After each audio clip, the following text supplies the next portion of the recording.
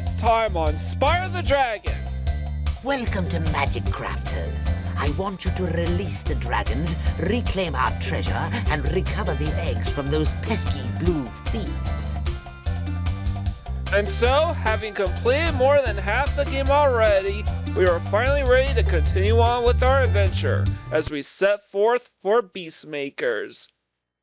Hello, I'm Mike Gordon, and welcome back to my perfect playthrough of Spyro the Dragon for the Sony PlayStation. And today we are going to take on the Beastmakers world. From this point forward, the conditions to moving on are going to be incredibly stringent, mandating that we complete an exceptional amount of content in the first 3 home worlds. All from Arson's home through Magic Crafters. That's right, even the bare minimum, heading into this Beastmakers with the bare minimum is still not enough to complete everything. Nasty Nork is turning our swamp into an electrified junk heap. And it used to be so beautiful. I'm sure it was.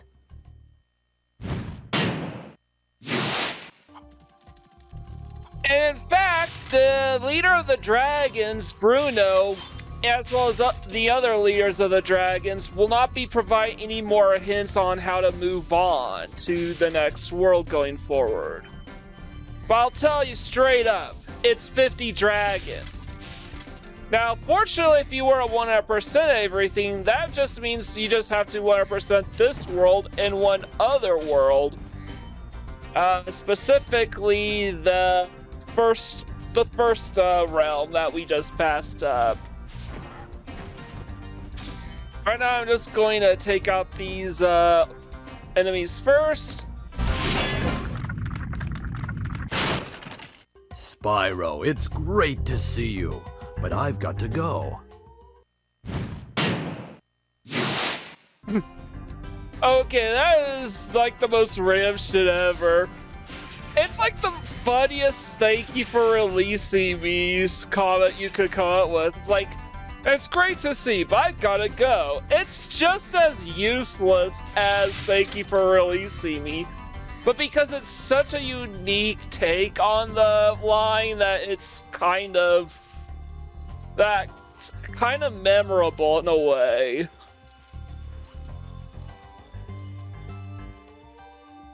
Alright, oh yeah, but behind that hut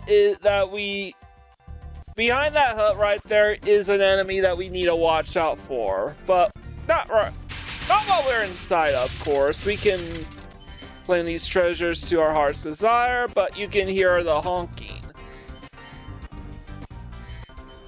Yep, there he is.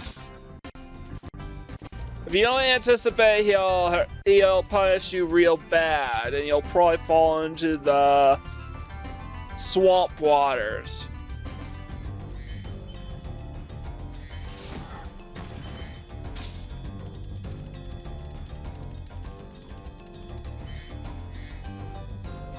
So yeah, the enemies going forward are going to be especially dangerous.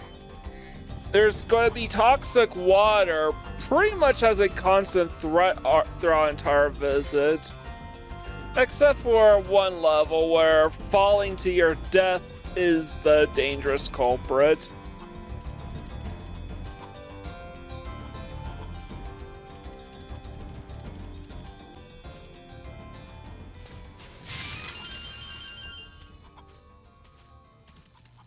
Alright, we need a... Oh yeah, let's clear these out first. And the reason why I said you should work as diligently as possible to free dragons and collect treasure as possible, because you need to rescue 50 dragons, as in more than half the dragon population. Which is 50 out of 80 dragons. And Beastmakers only has 12 dragons to rescue, which is the fewest dragons yet. Arson's and Peacekeepers both have 16 dragons. Magic Crafters has 14. But if you were to skip through with like 10 dragons, suddenly you have to go back to Peacekeepers and Magic Crafters and start free dragons anyways. Alright, what I'm doing is making sure I don't miss anything. By the way, believe it or not, the boss level for this one was supposed to be on top of the temple stairs, but got moved down there for some reason in development. Still, the temple can be used as a shortcut back to the beginning of the level.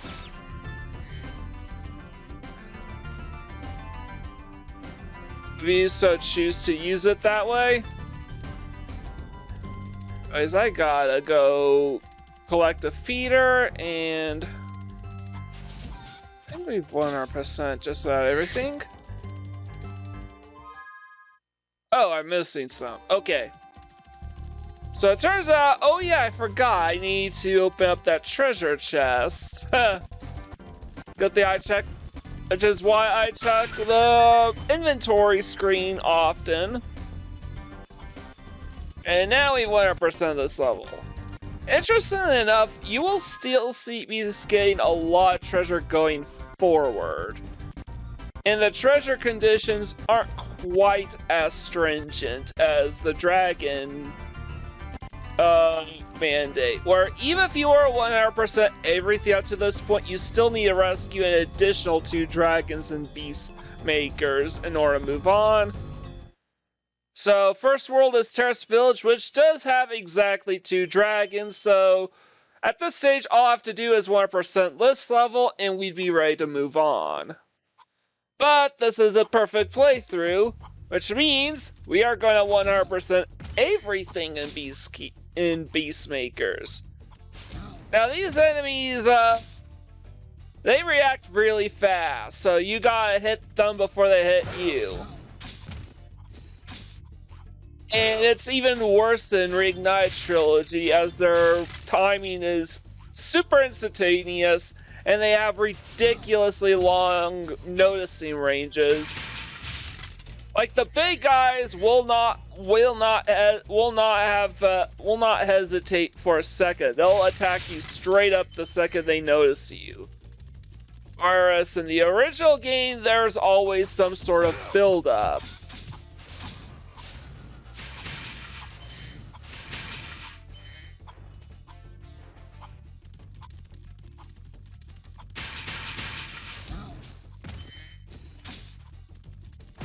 I will say that thank God there are no achievements in this game or skill points. Because some of these skill points you can get in the Reignite Trilogy version of this game is abysmal. And I mean abysmal.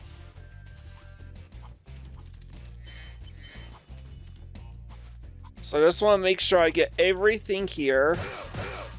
By the way, it is easy to miss when you're forced to use the D-pad to move around and charge into enemies. Very easy to miss. Alright, looks like we got everything. Now we can start freeing that dragon over there, I think. Yeah, I think... Okay, we're ready to move on. Let's free this dragon.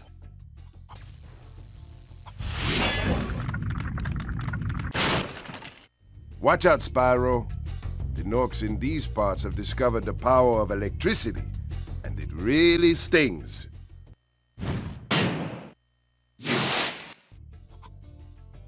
So this is a rare hint in the Beastmakers world. Like, none of the dragons in the home world itself even have hints.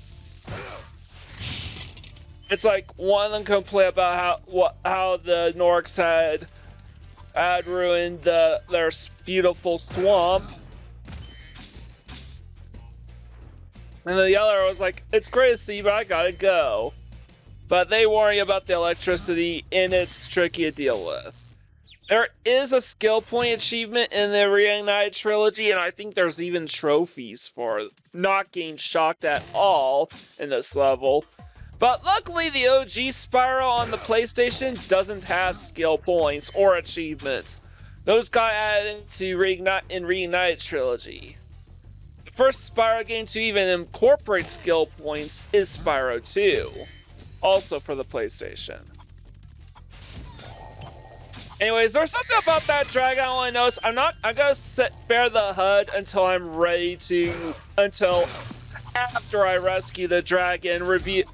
Because if I show you the reignited clip straight away for that second dragon, you will immediately understand the context on what is going on here. I just want you to show you what this dragon actually looks like on his own in just this one game. Because it is kind of the pose is kind of suggestive, to say the least. Just want to double check to make sure I'm not missing anything. All right, let's go ahead and free the. Yeah, let's go ahead and free him.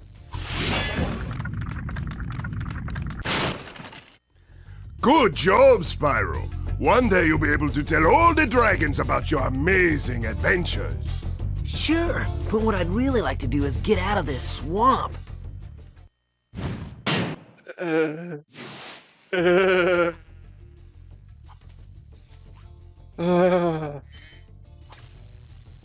is so unsettling and creepy. Like, look how he's fondling himself, the little pose.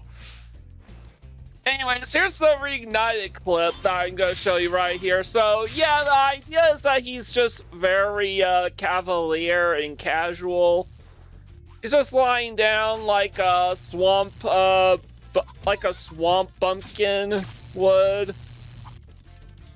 A country bumpkin. You know, like a hick. Actually, that's even worse.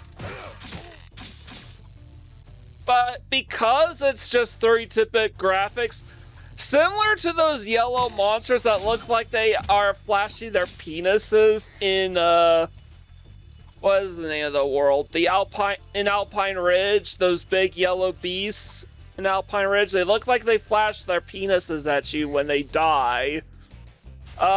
This dragon, Cyprin, literally in the OG game, literally looks like he's asking you to. Here I nailed that last Nork with the turbine. But that last drag I rescued, Cyprin, literally looks like he is fondling himself, asking Spyro to paint him like one of his French girls. It is absolutely kind of creepy.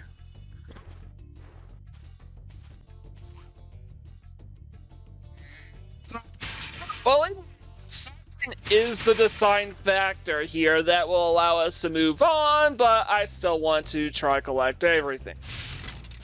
Eventually, we will be saddled with a dragon that'll tell us to collect absolutely everything, because 100% is the condition to unlocking the final level.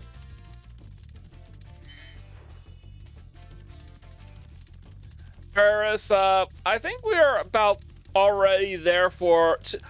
Come to think of it, I think we already met all the conditions to make it all the way to the final world, and thus take on Nasty's homeworld. The homeworld of Nasty Nork, I should say. Oops, screwed that up. Alright, back up here.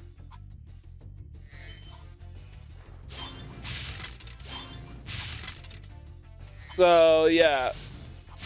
I skip ahead only when I screw up and you're not missing much of anything. Alright, 100% Terrace Village. By the way, there are no more dragons in need of rescuing. However, it's kind of funny. There are very few dragons and beastmakers, but there are a lot of treasures, so you should have no problem 100% everything. Anyways, here's an extra life.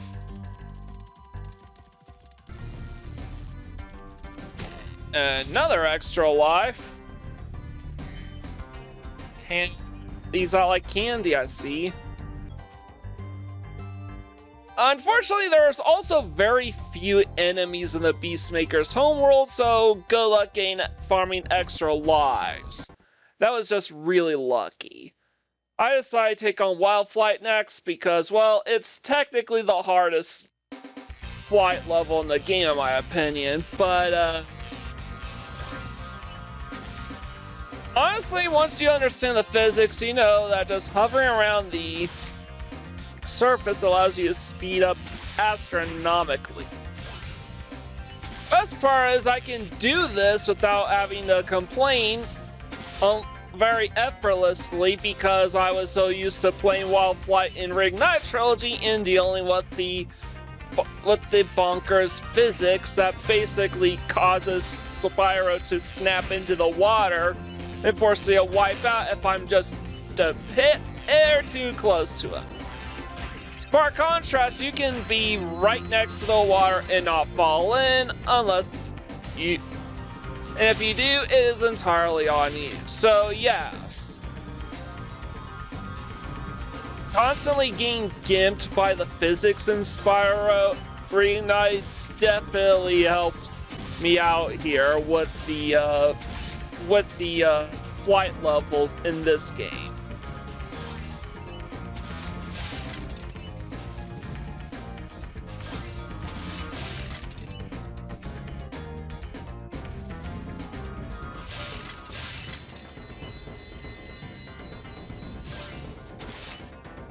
Alright, we have one more plane we need to find. Where is it? There you are. Good. Fortunately, we couldn't get him inside, so we have to watch this long cutscene. If we got him inside one of those tunnels, we would have been able to bonk into the ceiling and cause the cutscene to end rather abruptly. Alright, let's, come on. Here is the whirlwind. There we go. We gotta jump to get out of here for some reason.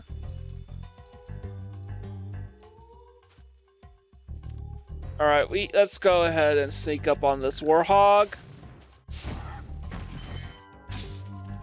Extra life. And this is where we're gonna skip back to once we're done with this. Yeah, well, we didn't get any more extra lives, unfortunately, but here's Misty Bog. Yeah, the difficulty spike is gonna just skyrocket here because these enemies are really, really aggressive and have very large notice ranges here. Interestingly enough, in this particular playthrough, the most dangerous thing for me is those swamp waters in the D-pad controls. So you basically need to flame them as a split second after they start charging towards you. Alright, there's nothing else back here, but those frogs are a bitch and a half to deal with. One of the dragons will even comment on these attack frogs. They are cold-blooded killers. And will instantly react to you pretty much without any warning as soon as you get close to them. So the objective is to flame them before they hit you. I call it quick draws. You probably don't even want to... Preferably you flame them rather than charge them because charging them leaves you vulnerable. They can attack you first. If you flame them, you actually have a chance because you are attacking them from a distance.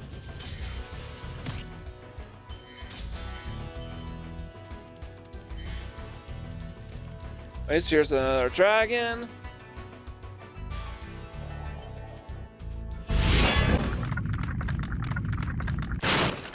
Be on the lookout for attack frogs. They are cold-blooded killers. Attack frogs? And this used to be such a nice swarm.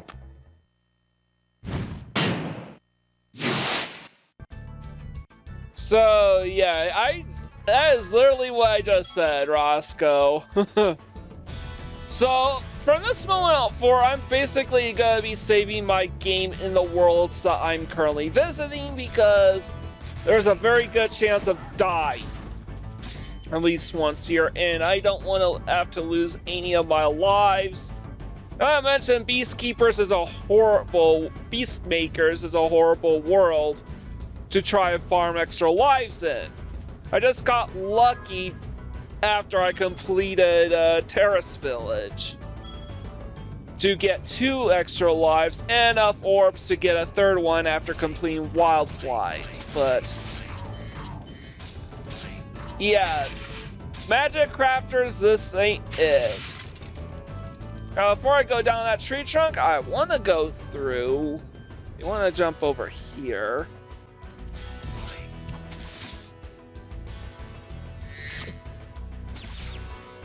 And I immediately go back to blue health with sparks, of course. Now, the trick I've noticed is that the frogs will not, for whatever reason, will not attack you in mid-flight. So that's something interesting. So good to know. If you fly up to them and then just aim one as you hit, right before you hit the ground, you'll take them out. But yeah, you don't want to charge into these guys. You want to be flaming them, which is a pain because they are surrounded by these armored enemies.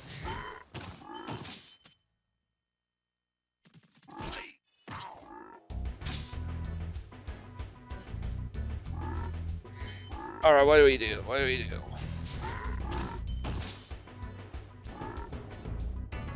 I want to take out those frogs first because they are clearly the most dangerous thing in here. And I completely missed both of those armor guys.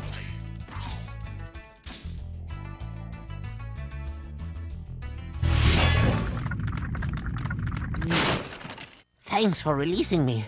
It seems like I've been trapped in here since I was your age. No, no. Why, I remember... gotta go.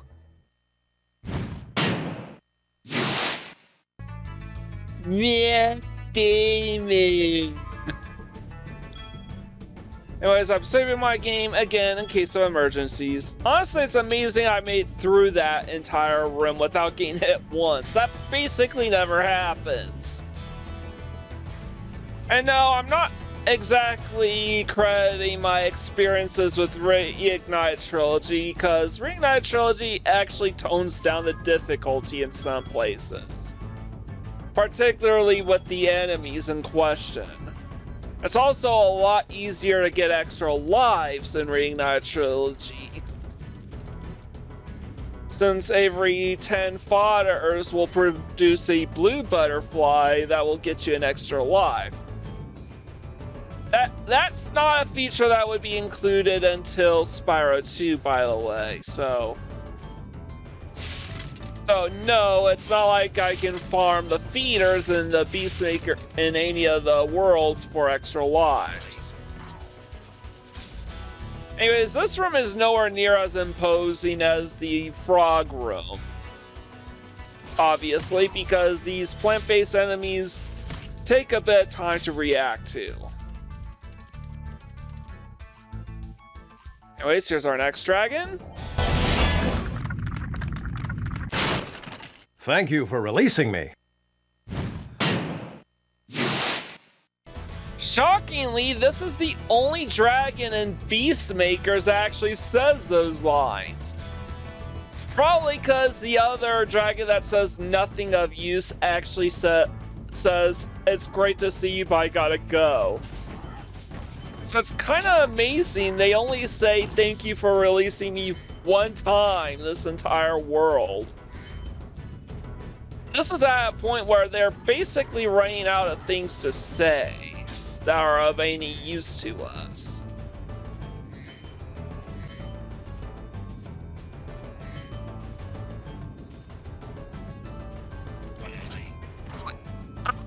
I do think Spyro definitely appeals to a lot of the same people that are really into Sonic. There's definitely like some overlap in interest between Sonic and Spyro.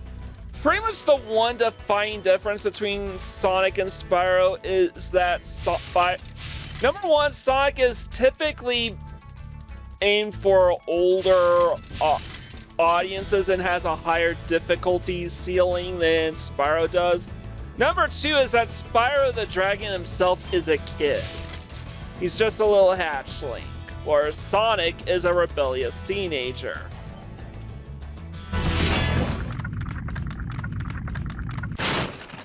I'll tell you what to do with those creatures. Smash them, Spyro! Stamp them out and squish them and squash them!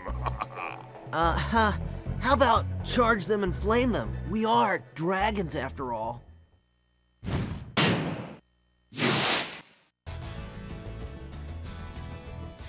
Okay, Bubba. Alright, Bubba. I do kind of like this interaction a little better in Reignited Trilogy. Generally speaking, I prefer the dragon designs in Reignited Trilogy. It allows them to stand out a little better. And sometimes, even the dragons that say, "Thank you for releasing me," are given a little bit more to do or a little bit more to say.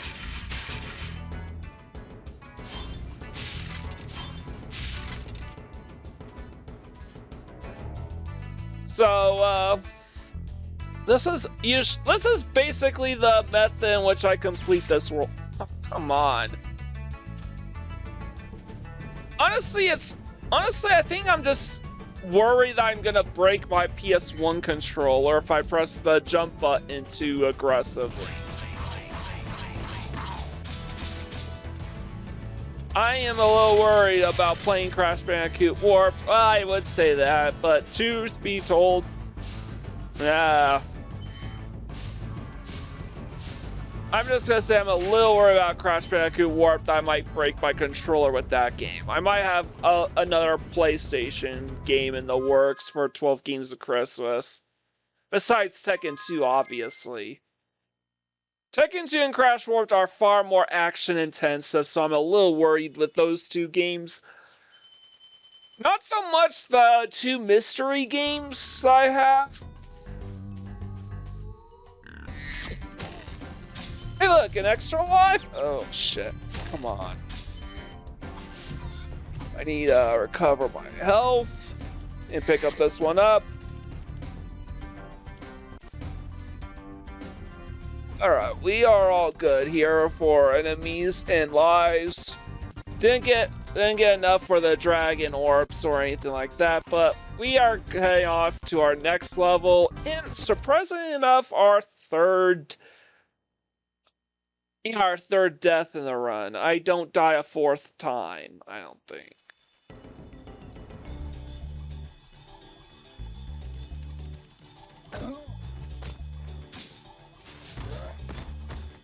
So the main gimmick is we have to chase those thieves around. We already have all the dragon eggs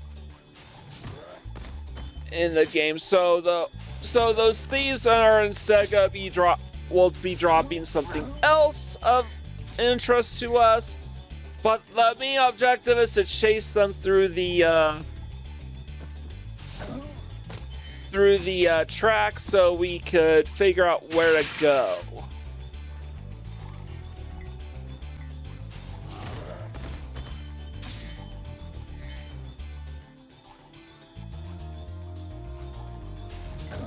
And how to get there. It's a little easier said than done with this green one, but there is a purple one that we can chase down as well. He's a little easier to follow. And it's typically what I would recommend that you start with first. But I will show you how to get to the green thief first. And by the way, those dragons will definitely help you out with the hints on how to get to these thieves. But first, let me collect all these gems so I don't have to worry about collecting them again. Trust me, we want to be saving our game from this point forward because the difficulty is about to skyrocket.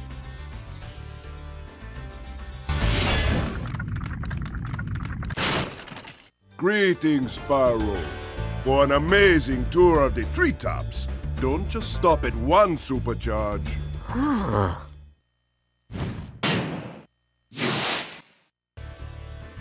That's right, we want to build our supercharged mirrors. But actually, we want to just take these guys out because we don't want to have to worry about killing them all later. Or retrieving their gems or extra lives. We want to collect everything once and leave it at that. Because our objective is that island over there.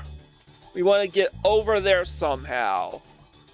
Because there is a dragon there that needs to be rescued, and he is a pain in the ass to get.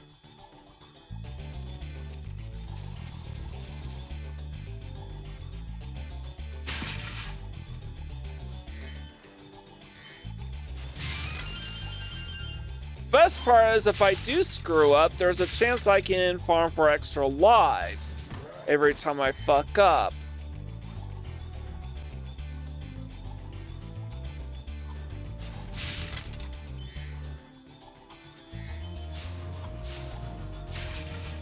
And spoiler, yes, I typically do show off when I get extra lives while I'm in the hub world.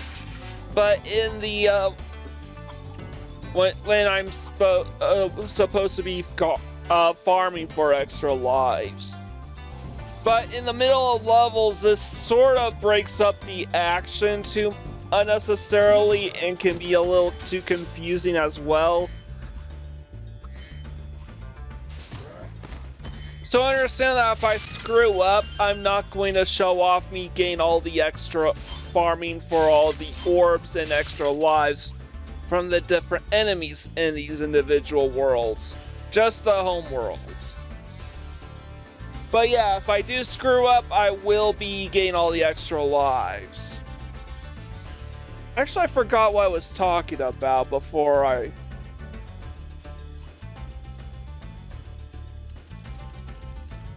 Oh yeah, I was saying, I just felt like being a little sensitive with the controls because I'm worried I'm gonna break my PlayStation controller before I finish all the action games from 12 Games of Christmas. I do have 2 mystery presents, and at least one of them might, and 1 or 2 of them might even be PlayStation RPGs. So there is a chance I might actually want to place another PlayStation game once I'm done with this game. Spyro. Yeah. Second attempt. And... yeah. There's no escaping, Greenie.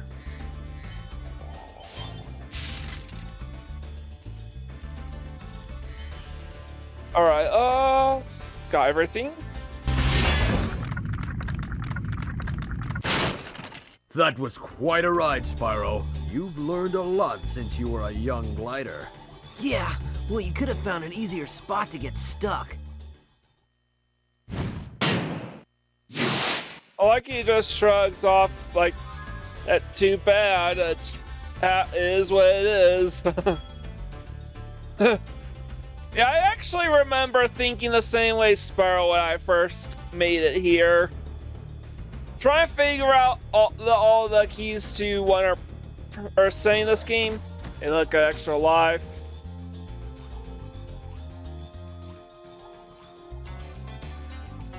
And I decided to return here after I killed all the enemies I had previously killed.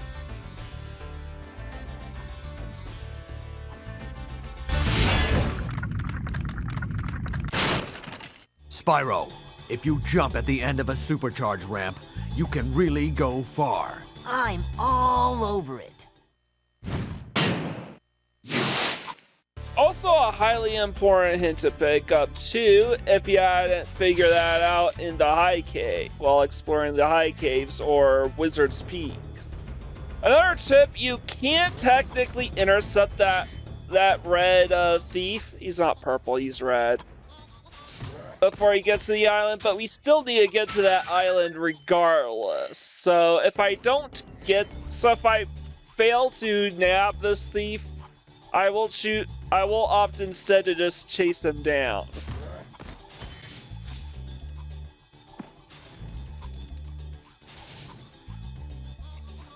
At least he's waiting for me. But let me save my game just to be safe. Very easy to screw this up.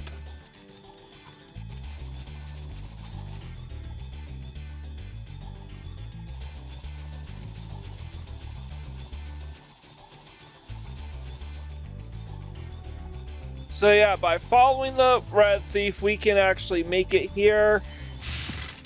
And we just have to chase him down. Or do we?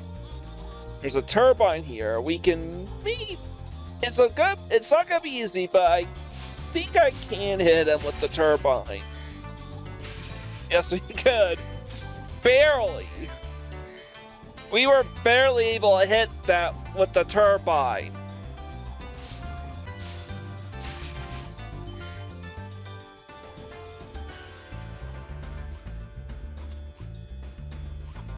Teleporting back here just to save some time.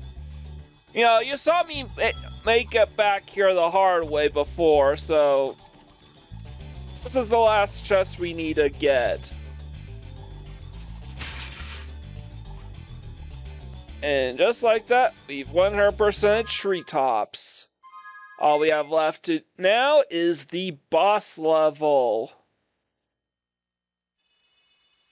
By the way, side note, this will be my first video where I'm actively recording my dialogue while there's other sound effects blurring the background. Skipping through the whole level, unfortunately no extra lives because again, there are barely any enemies here. There aren't anywhere near enough dragon orbs to farm off of. And then you didn't get a rare 1-up drop either.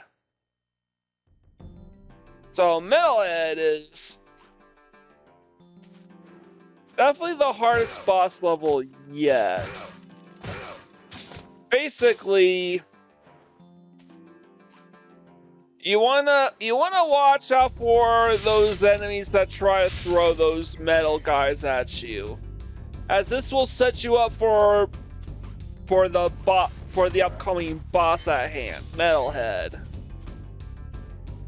He is a giant robot, which means you won't be able to charge into him, and your breath attack won't work on him either. So there has to be another way to get him. But what's even tougher is trying to get down here.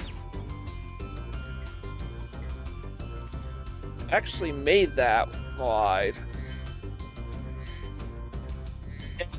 Which as I try foolishly, thinking after just 2 steps I could glide over here. Nope, barely missed it. Need to make it 3 steps.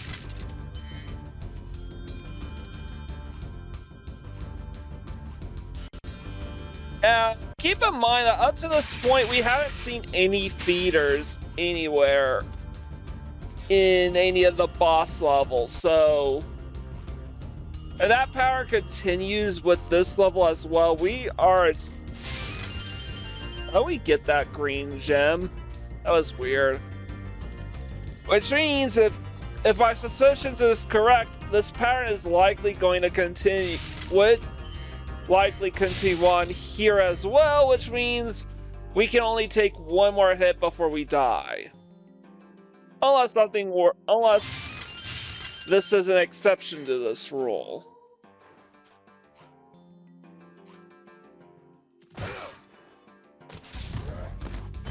Now, this is definitely a level where Reignite Trilogy actually made it a little harder laying hits on the enemies because they react super fast and respond early.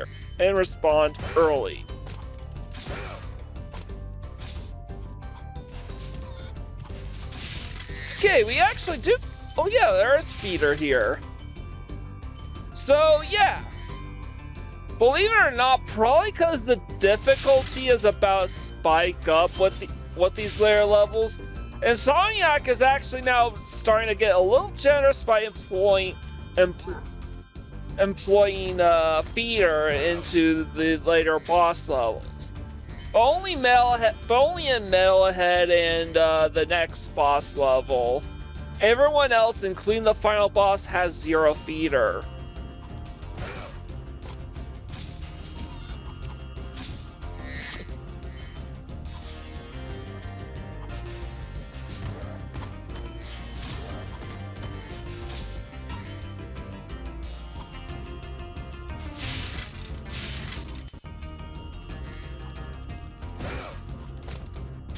Alright, here's the one dragon.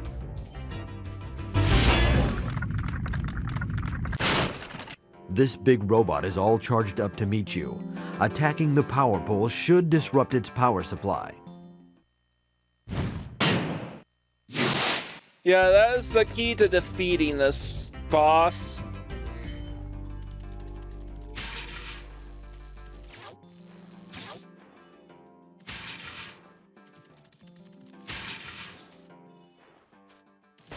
Ah, shit, I got a little too greedy. And I got blindsided that last time, which means we don't have sparks anymore, so we are literally on our own.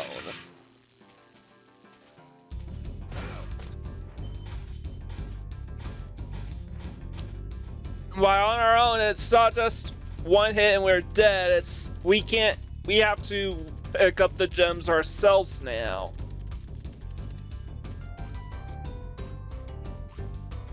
Which really, really, really sucks. I actually thought about powering off right now and then starting over. I could even have theoretically have fit that into the edit too if I wanted to, but I didn't do that, so at the very least I'm gonna attempt to beat this stage the long, hard, arduous way. That is the way I think I should do it.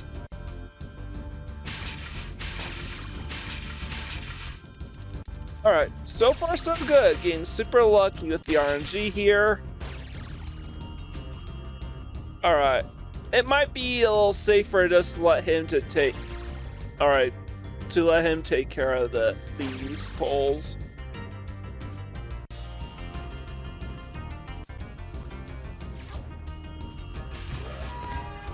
Alright, as I thought. Let's collect these gems. Yeah, I'm gonna go ahead and get Sparks back. Only got back to blue health, but that should be enough to make us get through to the end. Also means I can collect all these treasure super fine and easy.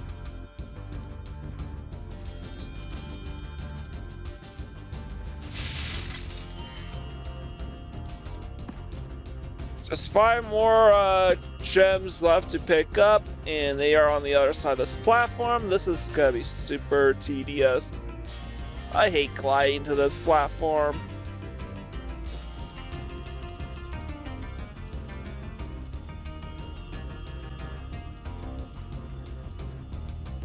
Come on. Jeez, this is the reason why they added the hover for Spyro 2 onwards. Anyways, we 100% this level and all the Beastmakers worlds as a whole.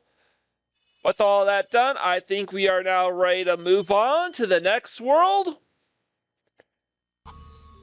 Dread edit. Alright.